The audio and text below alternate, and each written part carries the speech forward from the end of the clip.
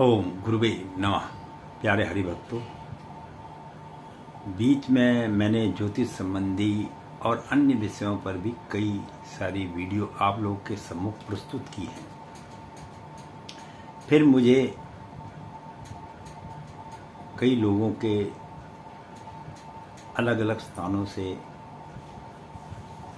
Telephone आदि आए कि गुरुजी हमारे विषय में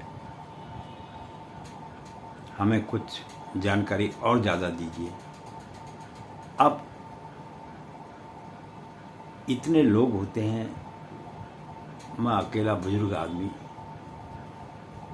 इतनी सारी कुंडलियों का विवेचन तो मैं कर नहीं सकता। फिर भी एक आध दो कुंडलियाँ का मैं विवेचन करके उनको बतला देता हूँ। वो बोलते हैं गुरुजी आपकी बात इतनी सटीक और सुंदर तरीके से आप बतलाते हैं कि हमें जीवन काल के अंदर में ऐसा अनुभव का एहसास किसी के द्वारा हुआ नहीं। देखिए, ज्योतिष विद्या का जानना, इसके पीछे दो चीज की सत्यता है। एक तो विशेष ज्ञान का होना और दूसरा जो है भगवान की कृपा होना। ये दोनों कार्य जब व्यक्ति पर ऊपर वाले की कृपा होती है तभी वह इन विषयों पर विशेष रूप से ज्ञान की प्राप्ति कर पाता है। ये बात तो आपके दिमाग में बैठ गई होगी। और कुछ आदमी के पूर्व जन्मों और कर्मों का भी हिसाब होता है, जिसकी वजह से हर व्यक्ति अपने इच्छा अनुसार उसी क्षेत्र के अंदर में प्रगति भी करता है, लाभ भी लेता है और हानि भी लेता है। क्यों?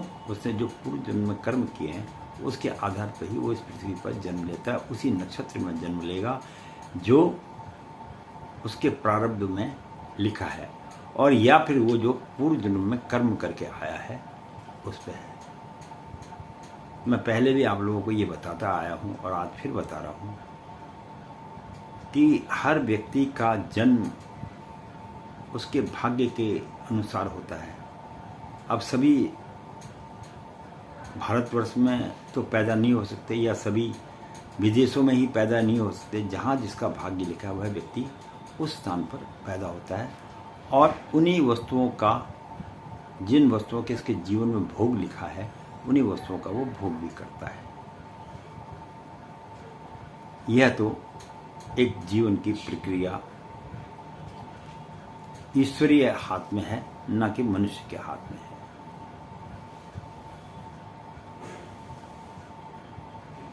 मैंने पहले भी बोला था, प्रकृति के आगे हम लोग कुछ भी नहीं है।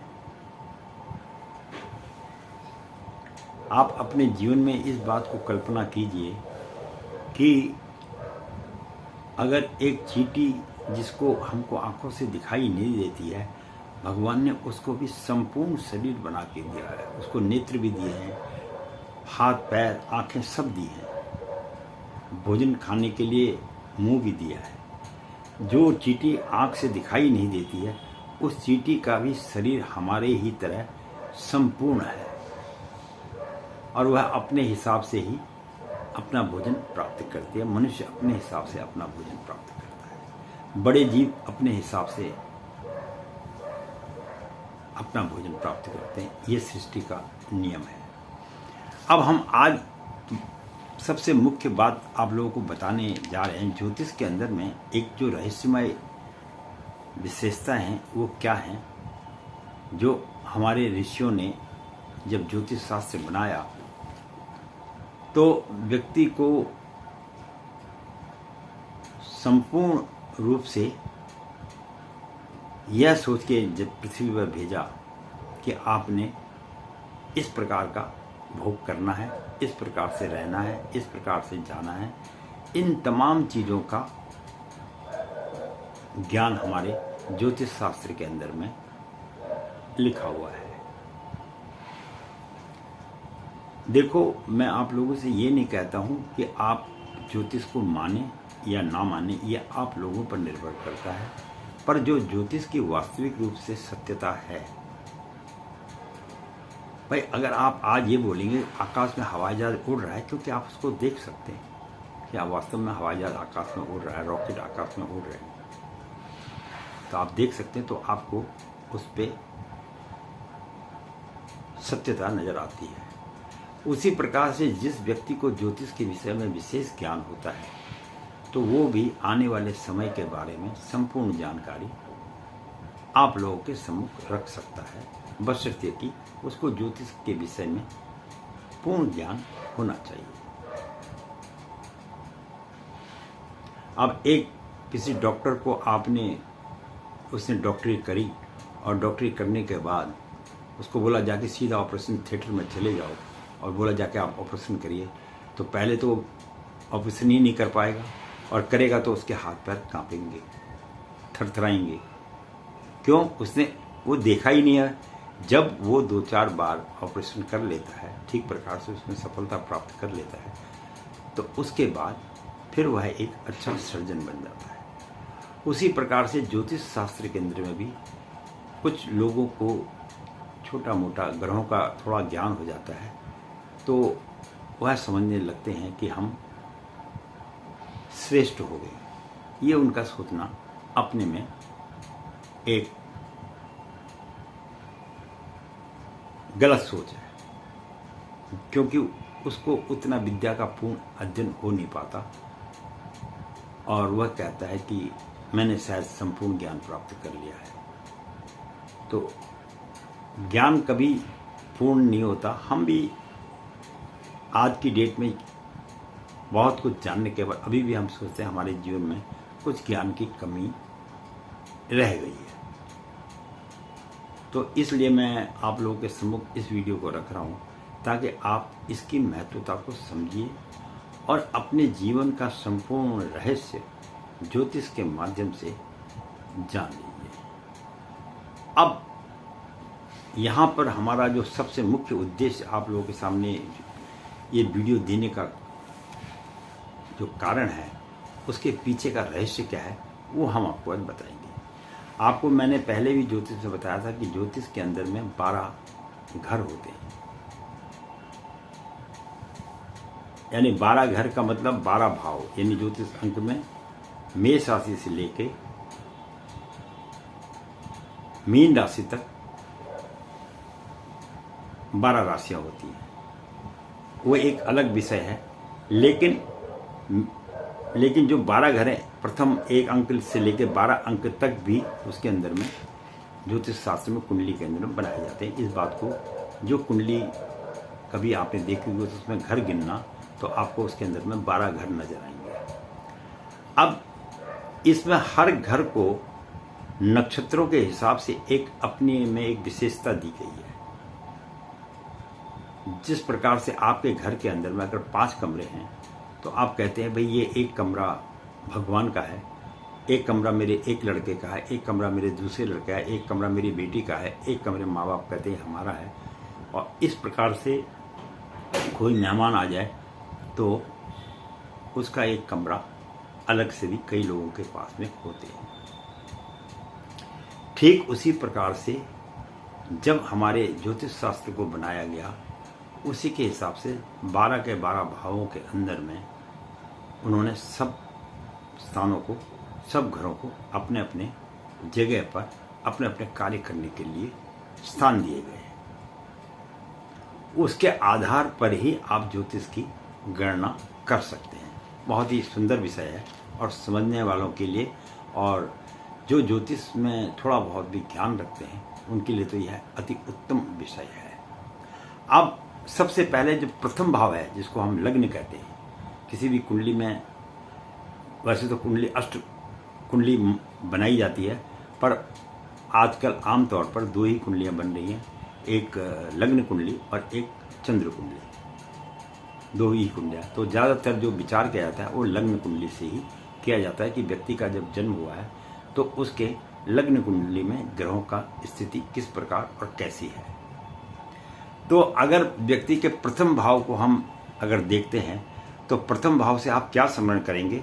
प्रथम भाव जो है आपको दिखाएगा कि आपका शरीर, आपकी जाति, आपका विवेक, आपका शील, आपकी आकृति, आपका मस्तिष्क, आपका सुख, आपका दुख और आपकी आयु, इतने चीज़ों का जो देखा जाता है ये प्रथम भाव से देखा जाता है। कुंडली का जो प्रथम भाव है वहां से आप इतनी चीज़ों का ज्ञान प्राप्त कर सकते हैं।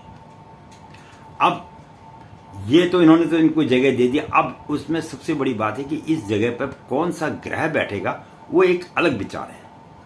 हम इसमें उन ग्रहों पे नहीं जा रहे। हमने ये बोला कि प्रथम स्थान का ये महत्व, कहते हैं ना इस घर का ये, इस स्थान का ये महत्व है, इस स्थान का है। तो ये प्रथम भाव के कुंडली में प्रथम भाव में आप इतने विषयों के बारे में जानकारी ले रहे हैं। अगर हम द्वितीय भाव में चले जाएं तो द्वितीय भाव से हम क्या देखते हैं, धन के बारे में, कुटुंब के बारे में, कौन सा रत्न पहनना चाहिए और बंधन क्या आपके जीवन में है, उस विषय में ज्ञान होगा द्वितीय भाव से। और तृतीय भाव में अगर आप जाएंगे तो आप कितने पराक्रमी हैं और कितना सहृदय हैं और कितना आपके अंदर में धैर्य है, इन चीज़ों की तमाम जानकारी आपको तृतीय भाव से होगा। और अगर आप चतुर्थ भाव में चले जाएंगे, कुंडली के 12 भाव बताए मैंने आपको, चौथे में तो माता और सुख, भूमि मिलेगी नहीं मिलेगी, ग्रह, संपत्ति, छल करेंगे नहीं करेंगे, उदारता आपके अंदर है, दया आपके अंदर है या नहीं, और कितने आप चतुर हैं, ये भी चतुर्थ भाव से आपके जीवन का रहस्य पता लगेगा। अगर हम पंचम भाव को देखेंगे तो पंचम, बाकी के देखो मैं फिर कह रहा हूँ, ग्रहों का बैठने के बाद तो फिर वो प्रभाव डालेगा ना। अच्छा ग्रह बैठेंगे तो अच्छा प्रभाव डालेंगे, अगर उस स्थान पर गलत ग्रह बैठेंगे तो गलत प्रभाव डालेंगे। अब बोला जिस स्थान पर बैठ गया विद्या के स्थान पर, आप बैठ जाओ वहाँ राहु केतु बैठ जाएंगे तो फिर विद्या थोड़ी मिलेगी उसको।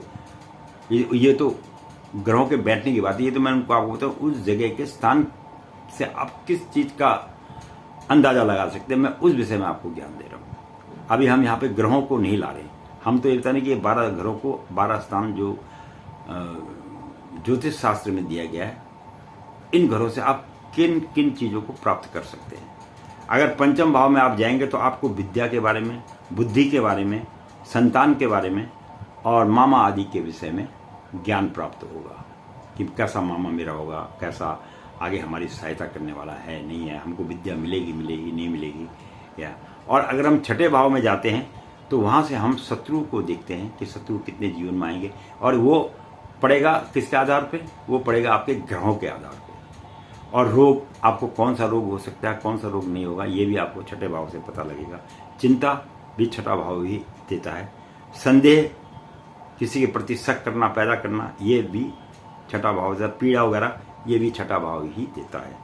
अब हम चले जाते हैं सप्तम भाव में। कुंडली के जो 12 खाने हैं सप्तम भाव में चले जाते हैं। लग्न से जो 7वां घर पड़ता है उसमें आप देखेंगे कि आप किस प्रकार का व्यवसाय करेंगे, आपको उसमें नुकसान होगा, फायदा होगा, आपका स्वास्थ्य कैसा रहेगा, इस विषय में जाने। आपका विवाह कैसा होगा, आपकी कामेच्छा, काम करने की इच्छा कैसी रहेगी, आप झगड़ा करने वाले होंगे नहीं होंगे। और सप्तम भाव जो है खास करके विशेष रूप से स्त्री के लिए ज़्यादा देखा जाता है। अब हम चले जाएंगे अष्टम भाव में, 8वें भाव में अगर जाएं, जहाँ कुंडली का जो 8वां भाव पड़ता है। अंक कोई में उससे मतलब नहीं, उस भाव के बाद में बात कर रहे हैं हम। फिर आपको कह रहे हैं यहाँ कोई अंक नहीं, कोई ग्रह नहीं, ये केवल स्थान के बारे में मैं बता रहा हूँ कि किस स्थान से आप क्या चीज़ की प्राप्ति कर सकते हैं। बहुत सुंदर विषय है ज्योतिष का ये, और जिसको ये ज्योतिष का इस विषय का ज्ञान हो जाए तो वो अपने में एक संपूर्ण अच्छी खासी जानकारी ले सकता है जीवन काल में। तो मृत्यु के बारे में, किसी की मृत्यु कब होगी, कैसे होगी, इस प्रकार की आपको जानकारी अगर चाहिए तो आपको अष्टम भाव देखना पड़ेगा। और आयु भी यहीं से पता लगती है कि इसकी आयु कितनी रहेगी, और व्याधि वगैरह, उसको जीवन में कितने रोग वगैरह रहेंगे, वो सब है। संकट कितना रहेगा, कितना वो लोन लेगा, दे पाएगा नहीं दे पाएगा, ऋण के विषय में भी यहीं से पता लगेगा, उसको लोन मिलेगा ना। चिंता, आदमी के जीवन में जो चिंताएं बढ़ती हैं, मेरा बेटा क्या करेगा, मेरा पुत्र क्या करेगा, इस विषय का ज्ञान भी आपको अष्टम भाव से ही होता है। और पुरातत्व, यानी आपको आपकी पैतृक संपत्ति मिलेगी नहीं मिलेगी, इन तमाम चीज़ों का ज्ञान भी आपको अष्टम भाव से ही होता है। तंत्र मंत्र यंत्र की जो सिद्धियाँ प्राप्त करते हैं वो भी आप अष्टम भाव से ही देख सकते हैं। अच्छा, अब हम आ जाते हैं नवम भाव में। तो नवम भाव बहुत महत्वपूर्ण विषय मैं आपको आज बता रहा हूँ। यहाँ से आप भाग्य को देखते हैं, आपका भाग्य कैसा रहेगा। बाकी यहाँ ग्रह कौन सा बैठा है उसके हिसाब से फिर वर्णन किया जाएगा, भाग्य तो वहाँ से देखा जाएगा, लेकिन यह स्थान भाग्य का है। भाग्य, किसी के भाग्य को देखना है तो आप नवम स्थान को देखिए। धर्म के मामले में उसका कैसा रहेगा, पूजा पाठ करने वाला रहेगा, नास्तिक रहेगा, आस्तिक रहेगा, ये चीज़ें भी धर्म के विषय में भी आप नवम भाव से प्राप्त कर सकते हैं। विद्या का स्थान भी है यह, ऐसा कोई बात नहीं, विद्या स्थान भी माना जाता है, भाग्य है। और प्रवास, कहाँ आप रहेंगे, आपके जीवन में आपको कहाँ जिंदगी गुजरेगी, और तीर्थ यात्राएं वगैरह आप करेंगे नहीं करेंगे, इन चीज़ों के विषय में भी आपको, और दान पुण्य करने वाले रहेंगे नहीं रहेंगे, इस विषय में भी आपको नवम भाव से ज्ञान की प्राप्ति होगी। बाकी फिर मैं आपसे कह रहा हूँ, ये ग्रहों के आधार पर उसका विमोचन किया जाएगा। ये तो केवल स्थान की महत्वता है कि इस स्थान, जैसे हम कहते हैं ना, वह हॉस्पिटल में जाएंगे तो मेडिकल का काम होगा, और अगर हम किसी मिनिस्ट्री में जाएंगे तो वहाँ सड़क विभाग में जाएंगे तो सड़कों के बारे में ज्ञान होगा, और कहीं हम बैंक वगैरह में जाएंगे तो हमको वहाँ से धन की प्राप्ति होगी। तो इस प्रकार से हर जगह का अपना एक महत्व है, उसी प्रकार से कुंडली में भी हर जगह का एक बड़ा महत्व है। तो नवम भाव से आप इन चीज़ों का ज्ञान प्राप्त कर सकते हैं। अब दसम भाव में अगर आप जाएंगे तो दसम भाव में जो है आपको राज्य के विषय में, पिता के बारे में, नौकरी के बारे में, व्यवसाय के बारे में, और मान प्रतिष्ठा आपको मिलेगी नहीं मिलेगी, अधिकार वगैरह मिले, कई लोग नेता वगैरह बनते हैं, उनको मान मिलता है या नहीं मिलता है, इसके विषय का ज्ञान जो है आपको दसम भाव से हो जाएगा। ये किसी पर्टिकुलर जाति के लिए नहीं है, किसी पर्टिकुलर के लिए, ये समस्त संसार के मनुष्य जो पृथ्वी पर पैदा हुए, ये सबके लिए यह नियम लागू होता है। अब वो अपनी कुंडली बनाए या ना बनाए, ये उस पर निर्भर करता है। अगर उसके बारे में सोचा जाए तो उसका पूरा आकलन जीवन का, यहाँ पर किस प्रकार का ग्रह बैठा है, उसके बारे में किया जा सकता है। बहुत ही महत्वपूर्ण विषय मैं आज आपको बता रहा हूँ, क्योंकि कई बार आदमी को ऐसा भी एहसास होता है कि जीवन में आगे चल के बताने का मौका मिले या ना मिले, अपनी तरफ से कोशिश करना चाहिए कि जब हम इस सृष्टि में पैदा हुए तो हम अपना ज्ञान का जो हमको आता है वो व्यक्तियों को दे के जाए, ना कि मैं उनको बक्सों में बंद करके उसको, पुस्तकों को या ज्ञान को जो है समाप्त कर दूं। अब एकादश भाव है, 11वें भाव को आप देखेंगे तो वहाँ से आप क्या क्या प्राप्त कर सकते हैं। मैं फिर बोल रहा हूँ, ये केवल जगह का वैल्यू है, ना कि ग्रह बैठने का। ग्रह बैठने पर उसका असर, वो ग्रह देखा जाएगा कि वह किस प्रकार का असर आपके जीवन में डाल रहा है। तो एकादश भाव में आप लाभ, आय आपको होगी नहीं होगी, लाभ आपको होगा नहीं होगा, संपत्ति आपके पास आएगी नहीं आएगी, ऐश्वर्य जीवन में आपके रहेगा नहीं रहेगा, और वाहन वगैरह की सुविधाएं आपको मिलेंगी नहीं मिलेंगी, इन तमाम चीज़ों का वर्णन एकादश भाव से, 11वें भाव से कुंडली के देखा जाता है। और अगर हम द्वादश भाव को देखेंगे, जो 12वां स्थान, आखिरी स्थान है, वहाँ से हम खर्चा देखते हैं कि व्यक्ति जीवन में कितना कमाने वाला है, कितना खर्च करने वाला है, और हानि मिलेगी, लाभ मिलेगा, ये भी यहाँ से देखा जाएगा। और उसे दंड, सजा आदि मिलेगी नहीं मिलेगी, यह वहीं से होगा। रोगों का भी पता इसी स्थान से, 12वें स्थान से मिलता है। और व्यसन वगैरह उसके अंदर में कितने, उसके अंदर अवगुण हैं, इस चीज़ों के बारे में भी अगर आपने जानकारी ज्योतिष में किसी व्यक्ति के बारे में देखना है तो उसके द्वादश भाव से बैठ के आप दे सकते हैं। और यहाँ तक कि मोक्ष की प्राप्ति के लिए भी 12वें स्थान को देखा जाता है ज्योतिष शास्त्र के अंदर में। तो ये मैं आपको संक्षिप्त रूप में मैंने आपको बताया कि 12 के 12 भावों के अंदर में जहाँ जो स्थान कुंडली, जो स्थान ज्योतिष शास्त्र में हर घर को दिए गए, उनकी मैंने संक्षिप्त रूप में आपको थोड़ी सी जानकारी दी है।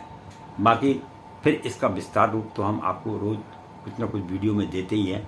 अब भैया हम तो आपसे एक ही विनती करते हैं कि आप सब्सक्राइब करेंगे तो आपके पास में यह वीडियो स्वयं ज्ञान की आ जाएंगे। अब आप इस बात को सोच के सब्सक्राइब नहीं करते हैं तो फिर वो चीज़ें आप तक आ नहीं पाती हैं। मैं तो आपसे ये कहता हूँ कि आप अरे कुछ तो इसमें सीखो। 5-7 मिनट की वीडियो होती है, देख लिया करो। ज्ञान की प्राप्ति करना कोई बुरी बात थोड़ी है। जब आप ऑफिस में बैठ के सवेरे 8 बजे से बैठ के रात के 10-12 बजे तक काम करते हैं और अपने लक्ष्य की प्राप्ति करते हैं, तो 5 मिनट निकालने में तो कोई हर्जा नहीं है। जिस समय माइंड को थोड़ा फ्रेश करना हो या कुछ थोड़ा ज्ञान की प्राप्ति करनी हो तो उस समय इन वीडियो को देख लिया करो और ये ज्योतिष संबंधी रहस्यमय ज्ञान को थोड़ा सा अपने जीवन में प्राप्त कर लिया करो। और इसके साथ ही मैं पंडित गिरीश तिवारी अपनी वाणी को यहीं पर विश्राम दूंगा। अत्यधिक लंबी वीडियो बनाने के बाद कभी कभी जो समझदार और जीवन में रहस्यमय ज्ञान को प्राप्त करने वाले हैं वो तो सब्सक्राइब कर देते हैं, और जिनके जीवन का कोई लक्ष्य ही नहीं है, जिन्होंने जीवन में ये सोचा हम आए हैं, हमने कुछ करना ही नहीं है, बस जो है बस सब ठीक है, उनके लिए तो मैं भी कुछ नहीं कर सकता, क्योंकि प्रभु ने उनको भेजा ही इस स्थिति में है कि ज्ञान की प्राप्ति भी तो तभी होगी ना जिस नक्षत्र में आदमी पैदा होगा। ये तो उसकी कुंडली में विचार करने के बाद पता लगेगा कि वास्तविक रूप से वह व्यक्ति जीवन में ज्ञान प्राप्त करना चाहता है या नहीं चाहता है, या केवल जिंदगी में कटाक्ष करना चाहता है। कई लोग ऐसे भी हैं जो जीवन में दूसरे लोगों की कटाक्ष करते हैं, उन्हें जीवन के हर बात गलत नजर आती है। ये उनका दोष नहीं है, मैं उनको कोई दोष नहीं देता हूँ, क्योंकि उनका जन्म ही ऐसी घड़ी में हुआ है कि उनका कार्य ही यही है। और कई लोग ऐसे हैं नक्षत्र में पैदा होते हैं, उन्हें कोई कुछ भी कह दे वो अपने में शांत रहते हैं और अपने लक्ष्य को प्राप्त करते हैं। तो यही ज्योतिष शास्त्र का रहस्य है, जिसके बारे में मैंने आपको सूक्ष्म रूप से थोड़ा बहुत ज्ञान दिया। और आशा करता हूँ जिनको ज्योतिष संबंधी विषय में कभी थोड़ी बहुत भी जानकारी है, चाहे वो किसी भी धर्म का क्यों ना हो, किसी भी जाति का क्यों ना हो, वह वीडियो सब्सक्राइब अगर कर लेगा तो इस प्रकार के खाली हम ज्योतिषी संबंधी नहीं, हम जीवन के प्रत्येक रहस्य के बारे में विशेष जानकारियाँ मैं 5-7 मिनट की देता हूँ। मेरी अब तक 700-800 वीडियो बन चुकी हैं, आप देखिए, उन्हें आनंद लीजिए। जीवन का क्या जीवन सृष्टि में हम हमारी ब्रह्मांड की क्या रचना है, हम किस लिए पृथ्वी पर आए, इसका समस्त ज्ञान की प्राप्ति कीजिए। इसके साथ ही पंडित गिरीश तिवारी आपसे आज्ञा लेता है। अब मेरे को तो आप लोगों से आज्ञा लेने वैसे मेरा आशीर्वाद सब पे है। आप लोग सुखी रहें और जीवन में कामयाब रहें, अपने लक्ष्य की प्राप्ति करें और इस पृथ्वी में आए हो कुछ करने के लिए तो वो कार्य को संपूर्ण करें। इसी में जो है सबकी भलाई हो वो कार्य करो, जिसमें सबका अच्छा हो वो कार्य करो।